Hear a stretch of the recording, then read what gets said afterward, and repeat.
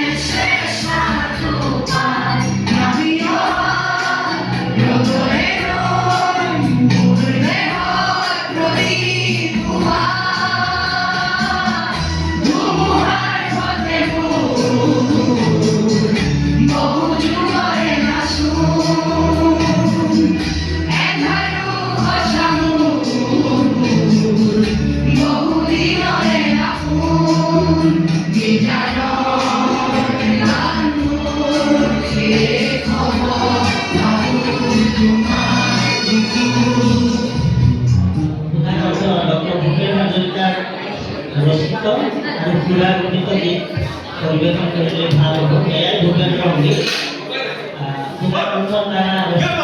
আৰু খুলা গণিত গীত হ'ব লাগিব, তেতিয়াহে ভূপেন্দ্ৰ সংগীত হ'ব।